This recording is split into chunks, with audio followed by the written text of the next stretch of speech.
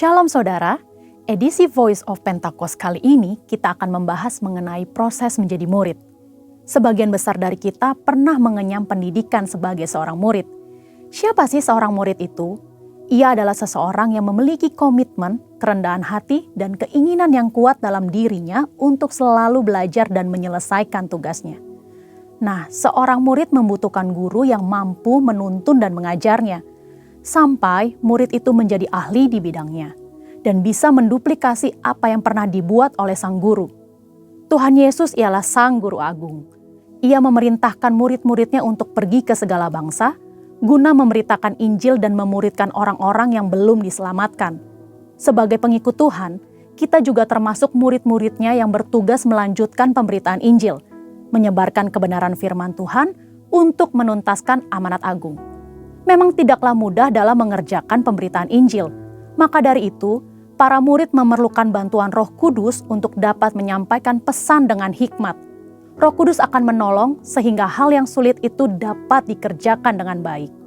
Sebelum mengutus para murid, Yesus memanggil orang-orang untuk dimuridkan sebagai proses persiapan. Mereka diberi pengajaran untuk dapat mengenal Tuhan dan kerajaan-Nya. Ada 3 hal yang perlu dilakukan untuk memastikan bahwa murid-murid siap melakukan tugas penting ini. Langkah pertama ialah mau menerima panggilan dan mengikuti Yesus.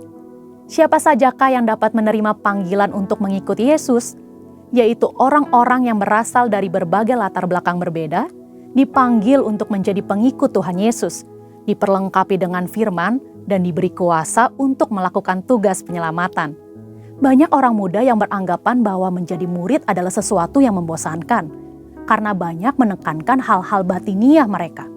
Pandangan itu tidak tepat, karena menjadi murid Kristus adalah kehidupan yang penuh gairah kudus yang akan membawa kepada kepuasan dan kebahagiaan. Yohanes 8 ayat 34 berkata, "Sesungguhnya orang yang berbuat dosa ialah hamba dosa." Dosa mengikat manusia dan membuat orang melakukan hal-hal buruk dan salah berulang-ulang sampai menjadi kebiasaan berdosa. Sebagai murid yang menerima panggilan, kita perlu memiliki kebiasaan baru yang menyenangkan hati sang guru. Untuk mengubah kebiasaan lama menjadi baru, diperlukan proses yang disebut pemuritan. Pemuritan akan membawa kebiasaan baru dalam kehidupan orang-orang yang melakukannya. Tujuan Yesus memuridkan ialah agar para murid siap melakukan tugas yang besar, yaitu pemberitaan kasih Tuhan yang menyelamatkan manusia dari dosa. Salah satu aspek penting yang perlu dimiliki oleh seorang murid adalah memperbesar kapasitas manusia rohnya. Yang kedua ialah murid bersedia untuk diajar. Untuk mengalami perubahan hidup dari manusia lama menjadi manusia baru, murid-murid perlu firman Tuhan yang disampaikan terus-menerus sampai mereka memiliki kerelaan hati untuk mau berubah, diajar, dan taat melakukan perintah Tuhan. Sikap inilah yang sangat diperlukan pada diri seorang murid.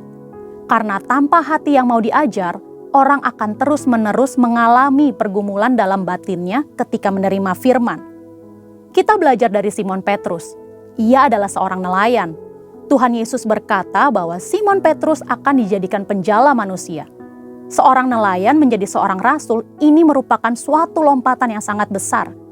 Apa yang menjadikan Petrus bisa mengalami perubahan sebesar itu? Jawabannya adalah hati yang taat, mau belajar, dan diajar oleh kebenaran firman Tuhan yang didengarnya. Dalam pengiringannya bersama Yesus, sedikit demi sedikit terjadi perubahan dalam diri Simon Petrus.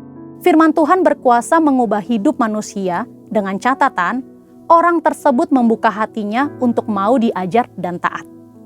Hal ketiga yang perlu dilakukan oleh seorang murid ialah bergantung sepenuhnya kepada Roh Kudus. Ini adalah aspek paling penting yang Tuhan Yesus ajarkan kepada murid-murid. Ia menjalani kehidupan yang sangat bergantung kepada Roh Kudus. Ia memerlukan pelatihan dan praktek dalam kehidupan sehari-hari.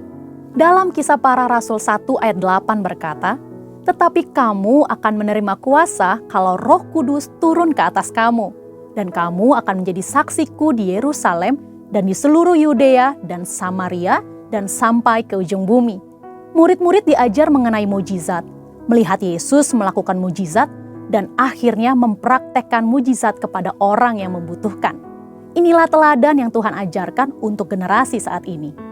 Dengan perkembangan informasi yang mudah diakses, generasi saat ini lebih suka melihat dan mencari figur-figur yang dapat mereka ikuti sesuai dengan keinginan mereka sendiri, yang belum tentu sesuai dengan kebenaran firman Allah. Seringkali hal ini mengakibatkan murid dengan mudah meninggalkan pemimpinnya. Hal ini merupakan salah satu wujud perubahan pada generasi ini. Itulah mengapa kita sebagai murid Kristus perlu memiliki keteguhan hati untuk mau dimuridkan dan mengerjakan proses pemuritan itu sendiri. Perlu tuntunan Roh Kudus untuk kita memilih pemimpin atau figur teladan yang sesuai dengan karakter Yesus. Dan untuk para mentor, tetap semangat dan terus membangun diri agar melahirkan murid-murid yang siap menyelesaikan amanat agung.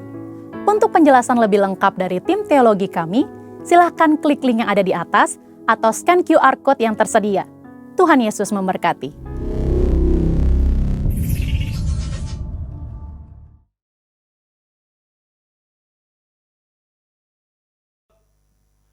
Mazmur 91, dalam lindungan Allah. Orang yang duduk dalam lindungan yang maha tinggi dan bermalam dalam naungan yang maha kuasa, akan berkata kepada Tuhan, tempat perlindunganku dan kubu pertahananku, Allahku yang kupercayai. Sungguh, dialah yang akan melepaskan engkau dari jerat penangkap burung, dari penyakit sampar yang busuk. Dengan kepaknya ia akan menudungi engkau, di bawah sayapnya engkau akan berlindung. Kesetiaannya ialah perisai dan pagar tembok. Engkau tak usah takut terhadap kedahsyatan malam, terhadap panah yang terbang di waktu siang, terhadap penyakit sampar yang berjalan di dalam gelap, terhadap penyakit menular yang mengamuk di waktu petang. Walau 1.000 orang rebah di sisimu dan 10.000 di sebelah kananmu, tetapi itu tidak akan menimpamu. Engkau hanya menontonnya dengan matamu sendiri dan melihat pembalasan terhadap orang-orang fasik. Sebab Tuhan ialah tempat perlindunganmu yang maha tinggi telah kau buat tempat perteduhanmu. Malapetaka tidak akan menimpa kamu, dan tulah tidak akan mendekat kepada kemahmu. Sebab malaikat-malaikatnya akan diperintahkannya kepadamu untuk menjaga engkau di segala jalanmu. Mereka akan menatang engkau di atas tangannya, supaya kakimu jangan terantuk kepada batu. Singa dan ular tedung akan kau langkahi, engkau akan menginjak anak singa dan ular naga. Sungguh hatinya melekat kepadaku, maka aku akan meluputkannya, aku akan membentenginya, sebab ia mengenal namaku. Bila ia berseru kepadaku, aku akan menjawab. Aku akan menyertai dia dalam kesesakan, aku akan meluputkannya dan memuliakannya. Dengan panjang umur akan kukenyangkan dia, dan akan kuperlihatkan kepadanya keselamatan daripadaku. Amin. Pentakosta ketiga. 1. Pentakosta ketiga adalah pencurahan Roh Kudus yang dahsyat di zaman ini, melebihi yang terjadi di Asusastrit. Kedua, Pentakosta ketiga akan mengakibatkan penuaian jiwa yang terbesar dan yang terakhir sebelum Tuhan Yesus datang kembali. Ketiga, Pentakosta ketiga akan membangkitkan generasi Yeremia, yaitu anak-anak muda yang dipenuhi Roh Kudus, cinta mati-matian kepada Tuhan Yesus, tidak kompromi terhadap dosa, dan akan bergerak untuk memenangkan jiwa. Keempat, Pentakosta ketiga lahir di Indonesia dan bergerak ke bangsa-bangsa. Gerakan ini dari timur ke barat dan akan kembali ke Yerusalem.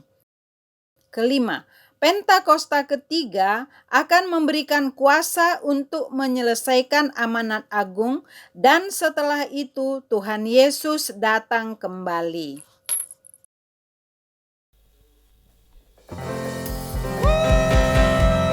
Haleluya, shalom.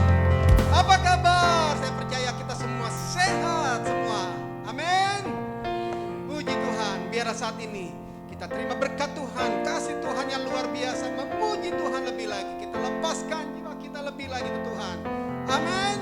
Beri tepuk tangan yang terbaik untuk Tuhan kita. Haleluya, haleluya. Haleluya, haleluya. Woo. Mari saudara, kita akan puji ini sama-sama. Sekarang telah tiba.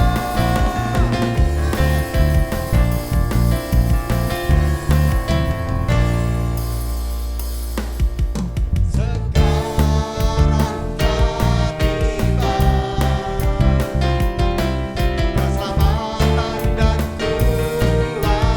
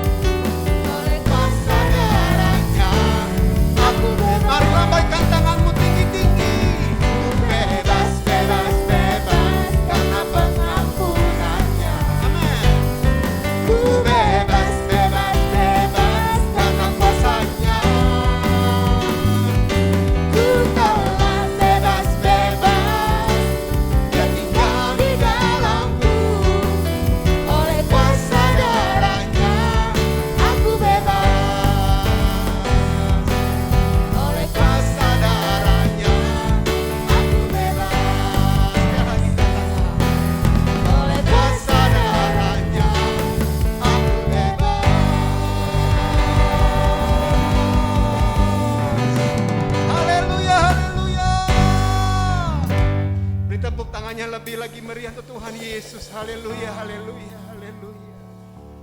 Terima kasih Tuhan.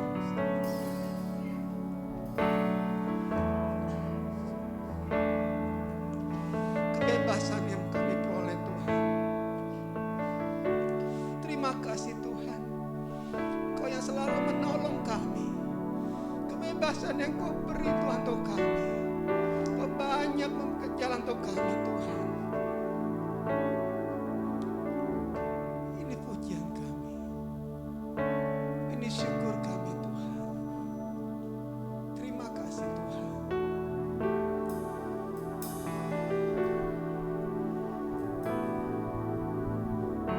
Musim akan selalu berganti. Kasih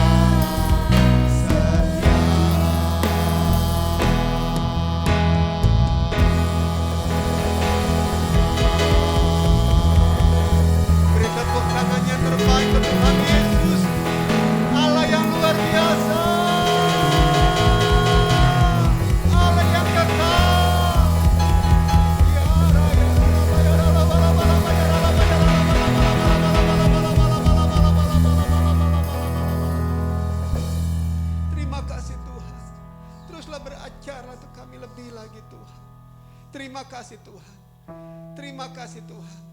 Terpujilah nama-Mu Tuhan. Di dalam nama Tuhan Yesus. Haleluya, haleluya. Amin. Shalom Bapak Ibu yang dikasihi Tuhan. Pada hari ini sebentar kita akan mendengarkan kebenaran firman Tuhan. Namun sebelumnya mari kita berdoa bersama.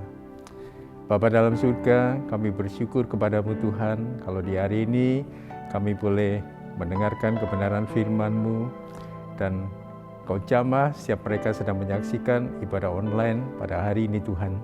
Dan Kau bawa mereka semakin dekat dengan Engkau dalam segala pergumulan mereka.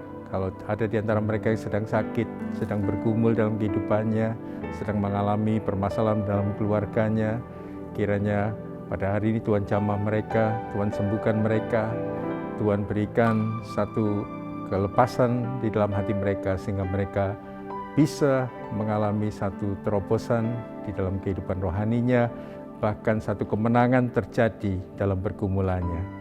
Hanya di dalam nama Tuhan Yesus kami sambut firman-Mu dengan hati penuh ucapan syukur. Haleluya, sama-sama katakan amin. Shalom Bapak Ibu, hari ini saya ingin berbagi suatu renungan kepada setiap kita. Marilah hari-hari ini di tengah segala keadaan yang tidak mudah ya dalam kehidupan setiap kita, namun hari-hari kita fokus dalam kehidupan kerohanian kita, dan kita perhatikan, mari kita hasilkan satu buah pertobatan di dalam kehidupan kerohanian kita, karena kita sedang berada dalam satu masa yang namanya akhir zaman, satu masa yang tidak mudah, satu masa yang sukar. Tapi saya percaya di balik semuanya ini ada satu makna yang sangat indah bagi setiap kita. Karena hari ini justru dari pihak Tuhan, Tuhan sedang menanti-nantikan kita untuk datang kepadanya. Mari kita baca satu ayat dalam Matius 3 ayat yang 8. Firman Tuhan berkata demikian, "Jadi hasilkanlah buah yang sesuai dengan pertobatan." Nah, Bapak Ibu yang kasih Tuhan, hari-hari ini ternyata Tuhan menghendaki hari-hari ini mari hasilkanlah sebuah buah yang sesuai dengan pertobatan. Tentu pertanyaannya, mengapa firman Tuhan ini berkata demikian? Nah, kalau kita lihat dalam Matius 3 ayat 7, ada sebuah kisah di sana tertulis, tetapi waktu ia melihat banyak orang Farisi dan orang Saduki datang untuk dibaptis, berkatalah ia kepada mereka, "Hei kamu keturunan ular beludak, siapakah yang mengatakan pada kamu bahwa kamu dapat melarikan diri dari murka yang akan datang?" Tentu ini ada satu cerita mengenai orang Farisi dan orang Saduki yang mereka datang untuk dibaptis. Tetapi rupanya di dalam kehidupan orang Farisi dan Saduki ini, itu Tuhan memberikan sebuah peringatan ya kepada mereka. Karena peringatannya cukup keras, mereka dikatakan sebagai keturunan ular beludak, bahkan dikatakan bagaimana mereka dapat melarikan diri dari murka Tuhan. Nah, ini ada satu yang menarik. Kita tentu sering mendengar mengenai kata-kata orang Farisi dan orang Saduki. Tapi mungkin di hari ini saya ingin mengajak, yuk kita melihat lebih jelas apa sih latar belakang daripada orang Farisi dan orang Saduki itu. Mungkin dengan mengenal latar belakangnya, kita semua jadi bisa memahami apa yang tertulis dalam kitab Matius tadi. Nah, pertama-tama mari kita melihat orang Saduki. Siapa sih orang Saduki itu? Nah, orang Saduki ini termasuk sekelompok orang yang berkuasa di negara Israel pada saat itu. Nah, jadi kita melihat bahwa dia adalah sekelompok orang yang hidupnya itu selama masa Yesus dan zaman Perjanjian Baru. Dan mereka termasuk dalam kelompok orang yang dikatakan kelompok bangsawan ya. Orang-orang yang terpandang, orang-orang yang berada. Nah, itulah gambaran kelompok Saduki ini. Dan kalau dicermati, mereka ternyata memang mereka adalah orang-orang yang kaya. Dan selain kaya, mereka juga memiliki kekuasaan di dalam kehidupan sehari-harinya. Nah, jadi dari gambaran ini kita melihat bahwa ternyata orang Saduki bukan orang sembarangan. Mereka adalah orang yang terpandang dalam kelompok masyarakat pada saat itu. Mereka termasuk golongan bangsawan. Dan ternyata kekuasaan yang mereka punya itu juga mereka tuh menjadi mayoritas dari 70 kursi anggota majelis yang berkuasa yang kita kenal dengan Sanhedrin. Nah, dari sini kita melihat bahwa ini ternyata mereka benar-benar orang yang cukup punya pengaruh ya, punya kekuasaan di Israel pada saat itu. Namun, di dalam kehidupan mereka itu lebih mempedulikan urusan politik daripada agama. Meskipun mereka dikenal ya sebagai orang Saduki, orang Farisi, itu sebagai orang-orang yang beragama, orang-orang yang aktif dalam agama. Tapi ternyata dalam kehidupan sehari-harinya mereka sebenarnya lebih fokusnya kepada politik. Meskipun mereka mengakui agamanya, tapi mereka lebih aktif, lebih banyak mencurahkan waktu dan pikirannya kepada hal-hal politis. Dan ada satu hal yang merupakan kekurangan dari kelompok Saduki ini adalah mereka tidak mempunyai hubungan yang baik dengan rakyat kecil. Mungkin karena terjadi satu jurang pemisah yang cukup dalam antara mereka yang sangat kaya dengan rakyat biasa. Dan mungkin juga ada di antara mereka yang miskin. Nah, ada satu hal yang menarik, ternyata orang Saduki ini seringkali mengikuti pendapat orang Farisi. Kenapa demikian? Karena orang Farisi itu lebih dekat dengan rakyat dan pendapat-pendapat orang Farisi itu lebih dapat diterima oleh rakyat.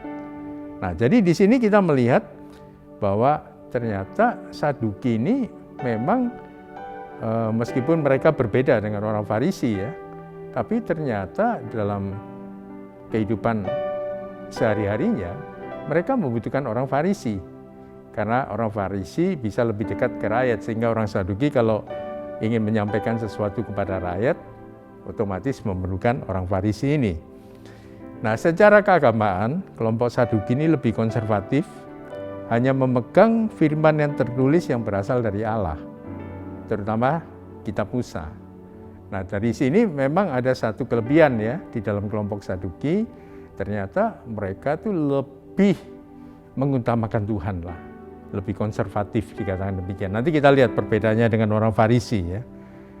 Namun orang Saduki ini memang ikut binasa waktu terjadi penghancuran kota Yerusalem di tahun 70 Masehi.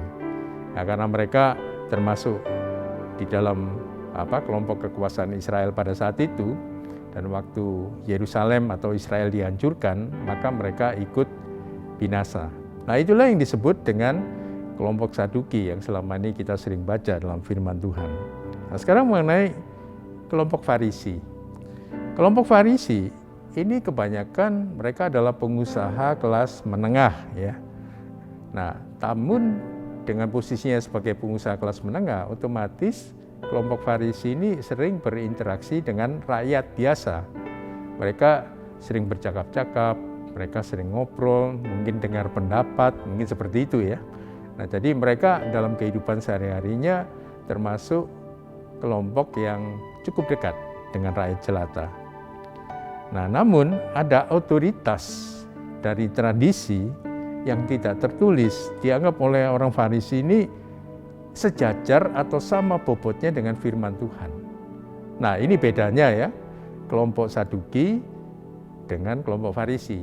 Kalau tadi di kelompok Saduki, mereka lebih konservatif di dalam percaya kepada firman Tuhan.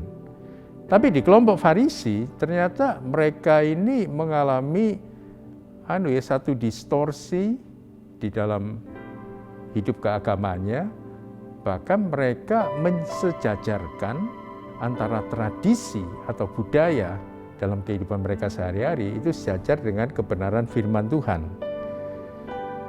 Dan mereka merupakan kelompok minoritas di Sanhedrin, kalau tadi Saduki yang mayoritas begitu ya.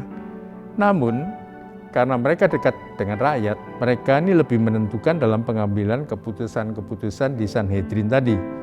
Karena dukungan dari rakyat juga cukup besar kepada kelompok Farisi ini. Nah, jadi dari sini kita melihat ternyata Alkitab mengatakan kelompok Saduki, kelompok Farisi, dan itu digambarkan sebagai kelompok-kelompok yang memang bertentangan ya dengan Tuhan, bertentangan berseberangan dengan firman Tuhan. Tapi ternyata kalau kita teliti, kedua kelompok ini adalah kelompok yang berbeda. Dan mungkin kalau kita bawa dalam pengertian kita di zaman sekarang, zaman now ya, mungkin juga kehidupan Farisi atau kehidupan Saduki itu bisa mewarnai kehidupan kita orang-orang percaya. Mungkin ada di antara kita jadi orang Kristen, kita jadi orang percaya, namun kita lebih banyak atau lebih tertarik dengan hal-hal yang berbau politik, berbau kekuasaan. Dan mungkin juga kita masih mendewakan atau mengutamakan tradisi-tradisi dalam kehidupan kita sehari-hari. Nah, sehingga sadar tidak sadar, orang percaya itu bisa terkena spirit Farisi atau Saduki ini ya dalam kehidupan kita. Dan itu tentu akan membuat satu halangan waktu kita ingin bertumbuh dengan sungguh-sungguh kepada Tuhan. Nah, oleh sebab itu, mari kita renungkan hari-hari ini. Kita diajak oleh Tuhan ya supaya hari-hari ini kita mengalami pertobatan yang sungguh-sungguh dan kita hasilkan buah pertobatan yang benar di hadapan Tuhan. Nah, saya percaya dengan merenungkan spirit Saduki dan spirit Farisi ini, kalau kita sadar dan kita berbalik, kita bertobat kepada Tuhan, maka saya percaya itu yang menyukakan hati Tuhan. Karena pada waktu kita bertobat, otomatis setiap kita akan menghasilkan buah-buah pertobatan dalam kehidupan kita ini. Nah, tapi ada satu catatan dalam Alkitab kita ya. Meskipun antara kelompok Saduki dan Farisi ini mereka sebenarnya antara cocok dan gak cocok ya, atau bersaing. Namun mereka pernah bersatu. Kapan mereka bersatu antara kelompok Saduki dan Farisi? Yaitu waktu mereka sepakat menghukum mati Kristus. Nah, waktu mereka sepakat untuk menghukum mati Tuhan Yesus Kristus pada saat itu 2000 tahun yang lalu, maka kita melihat ini adalah spirit di mana mereka sebenarnya, kalau bahasa kita di zaman now ya, mereka memiliki spirit antikris ya, antikristus. Nah, disinilah yang seharusnya mencelikkan kita semua bahwa ternyata dalam spirit Saduki atau spirit Farisi, di dalamnya itu ada spirit antikristus. Dan saya percaya kalau kita nggak berhati-hati, kita bisa tercemar dengan hal ini dalam kehidupan kita saat ini. Nah, pertanyaannya adalah tadi, kenapa Rasul Yohanes waktu itu mengatakan, "Hei kamu keturunan ular beludak." Sepertinya apa yang dikatakan ini sesuatu yang sangat nggak nyaman ya, kita dengar dalam telinga kita. Tapi saya percaya pasti ada satu alasan yang sangat mendasar, sehingga kata-kata yang mungkin konotasinya cukup kasar ini, itu disematkan kepada orang Farisi dan orang Saduki. Nah, bagi orang yang kelompok Saduki, dari apa yang kita pelajari tadi, kita dapat menyimpulkan hal demikian. Orang Saduki itu adalah orang atau kelompok orang yang bersandar pengertiannya kepada diri sendiri dan menyangkal keterlibatan Allah dalam kehidupan sehari-hari mereka. Nah, tentu kita tahu Allah yang kita sembah dengan nama Tuhan Yesus Kristus, Dia adalah Allah yang menghendaki kita semua ini datangnya sungguh-sungguh kepada Dia. Dia nggak menghendaki kita ini lebih percaya kepada diri kita sendiri, ya, sehingga Tuhan itu nomor 2, nomor 3 gitu ya, karena Allah kita adalah Allah yang penyemburu. Nah, kelompok Saduki ini bersandarnya selalu kepada pengertian diri sendiri. Nah, sehingga saya percaya inilah yang menjadi masalah ya, sehingga Yohanes mengatakan mereka adalah keturunan ular beludak. Dan mereka menyangkal soal kebangkitan orang mati. Mereka nggak percaya kepada mujizat. Jadi mereka tidak percaya kepada mujizat Tuhan. Mereka tidak percaya bahwa Tuhan itu adalah Tuhan yang sanggup membangkitkan dan melepaskan orang dari segala persoalan, ya, bahkan dari sebuah kematian. Nah, mereka adalah kelompok ini, mereka menyangkal, nggak percaya dengan kebangkitan. Nah, termasuk dengan kebangkitan Tuhan Yesus Kristus. Pasti mereka juga nggak percaya ya. Nah, mereka juga menyangkal soal kehidupan kekal dan bahkan mereka tidak percaya ada hukuman kekal di balik kematian manusia.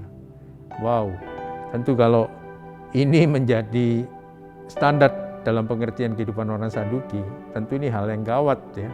Karena kehidupan kita sebenarnya kita hanya sementara di atas muka bumi ini.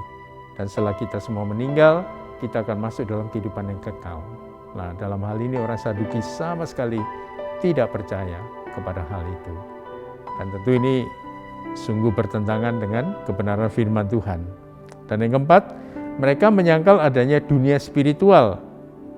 Nah, termasuk yang namanya malaikat dan iblis. Mereka nggak percaya sama sekali. Tidak ada dunia spiritual bagi kehidupan orang Saduki. Nah, dari sini kita melihat bahwa kalau kita terkena spirit Saduki ini, bisa-bisa hal demikian itu terjadi dalam kehidupan kita. Dan kita harus ingat seperti apa yang terjadi dalam kehidupan Ayub pada saat itu ya. Iblis itu senantiasa kerjanya tiap hari itu berputar-putar ya, keliling dunia lah, untuk melihat kelemahan setiap kita.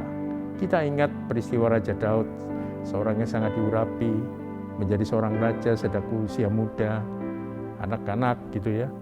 Tapi suatu saat dalam hidupnya, ternyata waktu iblis menyerang, ya, itu bisa ada dalam satu kondisi sekalipun dia orang yang dipilih Tuhan, orang yang diurapi, orang yang senantiasa disertai Tuhan dan diberikan kemenangan demi kemenangan dalam peperangan, dalam kehidupannya secara pribadi. Namun suatu saat kita bisa melihat bagaimana seorang Raja Daud yang begitu luar biasa diurapi, itu jatuh dalam dosa, ya, dia berzina, dia selingkuh, bahkan dia masuk dalam satu rencana pembunuhan. Nah, dari sini kita belajar buat Bapak Ibu dan saya, tidak ada jaminan bagi setiap kita. Kalau kita ini nggak sungguh-sungguh fokus menghasilkan buah pertobatan dalam kehidupan kita, maka kita bisa sangat bahaya. Sedikit atau banyak, spirit Saduki ini bisa masuk dalam kehidupan kita. Dan itu akan menggeser semua kebenaran yang seharusnya terjadi dalam kehidupan kita sebagai orang percaya. Nah, oleh sebab itu, disinilah pentingnya kita harus memperhatikan sungguh-sungguh pertobatan dan buah pertobatan yang kita hasilkan. Karena waktu setiap kita, saudara dan saya sebagai orang percaya, kita memperhatikan kita ini harus menghasilkan buah pertobatan. Maka saya percaya itu akan membuat kita itu menjadi terbuka di hadapan Tuhan. Kita mengizinkan Roh Kudus hadir dalam kehidupan kita. Bahkan kita mengizinkan Roh Kudus mengkoreksi diri kita, memberitahu kepada kita hal-hal mana yang merupakan sebuah kelemahan dalam hidup kita, itu yang harus kita perbaiki. Nah, saya percaya untuk itulah kita wajib memperhatikan pertobatan kita di hari-hari di akhir zaman ini. Nah, bagaimana dengan kelompok Farisi? Kelompok Farisi yang menonjol satu, yaitu otoritas tradisi tidak tertulis, dianggap dalam kelompok ini sejajar atau sama bobotnya dengan firman Tuhan. Dan saya percaya Tuhan pasti tidak senang, ya. Dia adalah Allah yang cemburu. Bagaimana mungkin setiap kebenaran firman atau ajaran dia berikan itu disejajarkan dengan tradisi dalam kehidupan manusia. Nah, mungkin ada dalam kehidupan Bapak Ibu yang masih terikat dengan tradisi, yang masih melakukan hal-hal dalam tradisi. Nah, inilah saatnya Anda fokus kepada bertobat kepada Tuhan dan melepaskan diri dari spirit-spirit Farisi itu, spirit yang membawa kita terikat dengan tradisi. Karena waktu kita terikat dengan tradisi, pasti Allah tidak berkenan kepada kita. Dan itu menyebabkan kenapa orang Farisi juga dikatakan keturunan ular beludak. Nah, dari sini kita melihat bahwa saudara dan saya wajib perhatikan buah-buah pertobatan kita. Perhatikan buah pertobatan kita. Dalam Galatia 5, 22 dan 23, inilah buah-buah pertobatan yang harus kita hasilkan. Tetapi buah roh ialah kasih, sukacita, damai sejahtera, kesabaran, kemurahan, kebaikan, kesetiaan, kelemah lembutan, penguasaan diri. Tidak ada hukum yang menentang hal-hal itu. Nah, inilah yang dimaksud dengan buah pertobatan. Itu adalah buah-buah daripada Roh Kudus, buah-buah yang akan membawa kita bertobat dari status orang berdosa menjadi anak-anak Tuhan yang sungguh dikasihinya.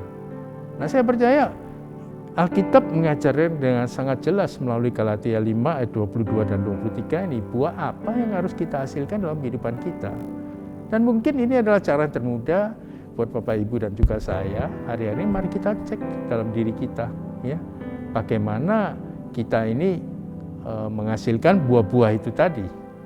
Saya percaya 9 buah Roh Kudus ini itu merupakan sebuah tuntunan bagi setiap kita supaya kita ini hidupnya diselamatkan. Kita nggak terkena spirit Farisi dan juga spirit Saduki.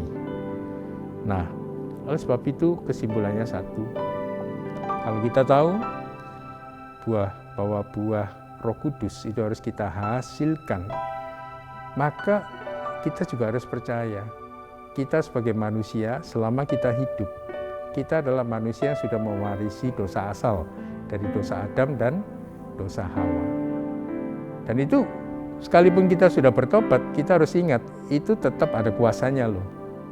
Nah, kita harus menyadari bahwa kita nih selama kita hidup, kita bernafas, masih ada daging dalam kehidupan kita. Dan selama ada daging, kalau kehidupan daging itu tidak kita kendalikan, tidak kita taklukkan kepada Kristus, maka kehidupan daging itu suatu saat bisa muncul ya di dalam kehidupan kita sebagai manusia. Nah, oleh sebab itu marilah kita wajib mengenal lebih dekat pergaulan kita dengan Roh Kudus. Karena waktu Roh Kudus itu hadir di dalam kehidupan kita, maka Roh Kudus itu pasti akan mengusir ya segala kehidupan kedagingan dalam hidup kita. Karena kita izinkan Roh Allah atau Roh Kudus bertahta dalam hidup kita. Kalau Roh Kudus tidak kita izinkan bertahta dalam kehidupan kita, maka tentu Roh Kudus itu nggak akan memiliki efek dalam kehidupan kita. Dan kita harus ingat kuncinya adalah dalam diri kita sendiri. Nah, oleh sebab itu ada beberapa istilah tentang Roh Kudus ya yang menurut saya cukup menarik gitu ya. Saya pernah baca hal ini dan saya renungkan benar juga ya. Yang pertama gini, Roh Kudus itu adalah penginjil terbesar dari surga. Wah, luar biasa istilah ini, kayaknya memang bagaimana ya. Tetapi kalau kita renungkan benar Bapak Ibu, hari-hari ini di tempat-tempat yang sulit terjamah oleh Injil, Roh Tuhan sendiri melalui Roh Kudusnya menginjili orang-orang yang belum bertobat, membawa mereka menjadi kenal kepada Tuhan Yesus, bahkan membawa mereka pada satu pengalaman ya, bagaimana mereka dijamah Tuhan, mereka menjadi berubah, mengalami pertobatan, dan akhirnya menjadi orang-orang percaya. Nah, itu kita melihat dia adalah penginjil yang terbesar dari surga. Dia nggak perlu sebenarnya, Roh Kudus kalau mau bekerja di atas muka bumi ini nggak perlu manusia. Tapi memang Tuhan mengajak kita sebagai ciptaan, kalau kita percaya menjadi orang percaya, kita diajak untuk berperanan di sana. Dan yang kedua, renungkan melalui Roh Kudus kita bisa mengenal hadirat Tuhan itu hadir nyata dalam kehidupan kita. Jadi kalau kita mau merasakan hadirat Tuhan, sebenarnya kita harus membersihkan diri kita, membuka hati kita, dan kita undang Roh Kudus hadir. Kita akan merasakan hadirat Tuhan.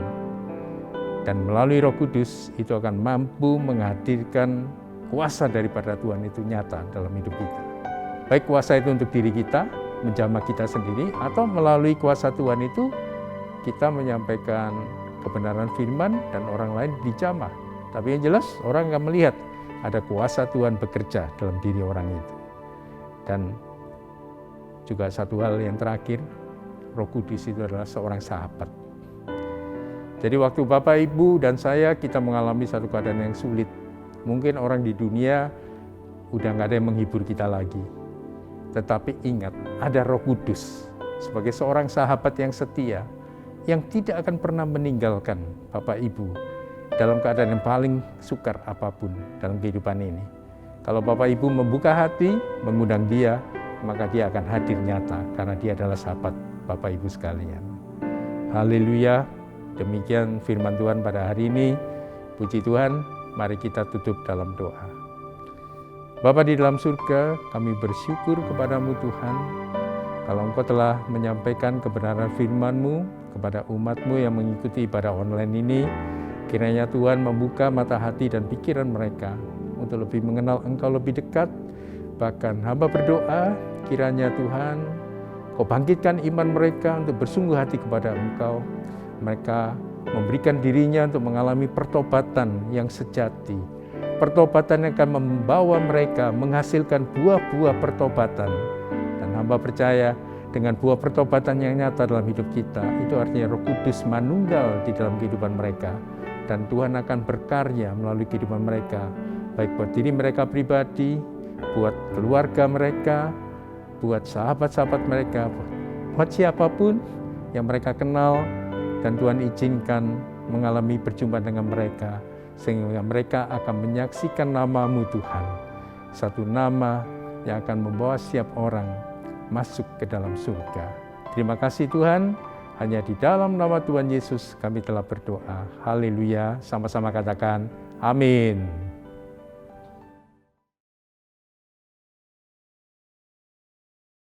Kita satukan hati kita berdoa syafaat. Bapa yang baik, Allah yang kami sembah di dalam Yesus Kristus Tuhan dan Juru Selamat kami. Kami mengucap syukur pada hari ini Tuhan kepada-Mu. Terima kasih untuk segala kebaikan Tuhan di dalam kehidupan kami setiap hari. Terima kasih Tuhan, kami sudah dapat beribadah hari ini Tuhan. Semua boleh terlaksana oleh karena kasih setia-Mu. Bapa, kami mengucap syukur untuk segala hal, bahkan untuk firman-Mu yang sudah disampaikan hamba-Mu Tuhan. Terima kasih ya Aba Bapa. Biarlah firman-Mu yang sudah ditabur boleh menjadi rema di dalam kehidupan kami, boleh bertumbuh bahkan berbuah-buah Tuhan. Kami percaya Roh Kudus-Mu yang senantiasa menuntun kami, untuk kami boleh memahami kebenaran firman-Mu, bahkan terlebih lagi kami boleh melakukan apa yang menjadi isi hati Tuhan di dalam kehidupan kami. Bapa, kami berdoa buat hamba-Mu yang sudah menyampaikan kebenaran firman. Berkati hamba-Mu Tuhan, berkati kesehatan dan umur panjangnya, berkati pelayanannya, dimanapun beliau melayani, penyertaan Tuhan ajaib. Terima kasih ya Aba Bapa. Kami berdoa untuk gembala sidang kami Pak Niko dan keempat wakilnya, bahkan seluruh keluarga besarnya.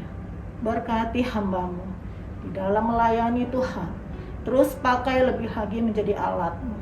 Biarlah Tuhan, kuasa-Mu yang senantiasa tercurah di dalam kehidupannya, pakai lebih lagi untuk menuai banyak jiwa-jiwa. Bapak, terima kasih banyak. Kami berdoa buat gembala kami di gembala karayon kami di rayon 1E Pak Beni Gunawan, juga semua gembala-gembala di cabang dan ranting, juga gembala-gembala kul kami serahkan ke dalam tangan Tuhan. Tuhan berkati mereka di dalam beritakan kebenaran firman-Mu, berkati mereka Tuhan. Curahkan kuasa yang dari surga itu memberkati hamba-hamba-Mu. Bapak, terima kasih banyak. Secara khusus kami berdoa untuk Pak Agus Tuhan, gembala kami di GBI Petukangan, juga Ibu Ambar Tuhan sebagai tiang doa bagi hamba. Berkati kesehatan dan umur panjangnya, pelayanannya di dalam memberitakan kebenaran firman-Mu Tuhan. Biarlah pengurapan dari surga mengalir terus bagi hamba-Mu Pak Agus. Berkati semua keluarga-keluarganya. Kami serahkan hanya kepada-Mu ya Allah Bapa. Terima kasih Tuhan, terima kasih banyak. Kami berdoa buat semua jemaat yang ada. Berkati mereka Tuhan dimanapun mereka berada. Yang sakit Engkau sembuhkan, yang lemah Engkau kuatkan, yang di dalam beban berat Engkau angkat bebannya. Apapun permasalahan mereka Tuhan, Engkau adalah jawaban untuk setiap anak-anak-Mu Tuhan. Jadikan mereka jemaat-jemaat yang taat, yang setia. Apapun Tuhan pergumulan hidup mereka, Tuhan, kami percaya kuasa-Mu yang menyertai mereka. Bapak, terima kasih banyak Tuhan untuk semua jemaat. Kami juga berdoa Tuhan untuk bangsa dan negara. Bapak, curahkan kuasa-Mu bagi Indonesia. Kami mau katakan Shalom Indonesia, damailah Indonesia Tuhan, pulihkan bangsa kami. Kasihani bangsa kami Tuhan. Biarlah Tuhan, Roh-Mu Kau curahkan bagi negeri kami ini. Kami berdoa buat pemerintahan kami. Berdoa untuk Presiden dan Wakil Presiden Pak Jokowi dan Pak Amin. Tuhan, biarlah Kau memberkati mereka, seluruh jajaran pemerintahannya, dari atas sampai ke bawah, dari pusat sampai ke daerah. Roh takut akan Engkau ada di dalam kinerjanya, Tuhan. Biar Engkau beri hikmat kebijakan lebih lagi, Tuhan, untuk memimpin bangsa ini. Terima kasih Tuhan, kami berdoa untuk keamanan bangsa kami. Lindungi seluruh genap bangsa Indonesia, Tuhan. Berkati TNI dan Polri. Kami juga berdoa buat pemulihan ekonomi bangsa kami. Biarlah Tuhan Kau curahkan kuasa-Mu. Engkau pulihkan Tuhan ekonomi bangsa kami. Dan kami terlalu percaya kalau saat-saat ini Tuhan sedang memulihkan ekonomi bangsa kami. Terus kami berdoa kepada-Mu memohon. Bapak, terima kasih banyak, terima kasih Tuhan. Inilah doa kami. Semuanya Tuhan Yesus kami naikkan kepada-Mu. Berkati Tuhan. Kami percaya apa yang kami doakan Tuhan, Kau akan menambahkan lebih daripada yang kami doakan. Terpuji-puji nama-Mu. Hanya di dalam nama anak-Mu Yesus Kristus Tuhan kami sudah berdoa dan mengucap syukur. Haleluya. Sekarang terimalah berkat Tuhan. Kasih karunia yang berlimpah-limpah daripada Allah Bapa dalam Anak yang tunggal Yesus Kristus. Persekutuan yang manis dengan Roh Kudus menyertai sekalian mulai hari ini sampai Tuhan Yesus datang menjemput kita di awan-awan dan bahkan sampai selama-lamanya. Yang percaya bersama-sama katakan amin.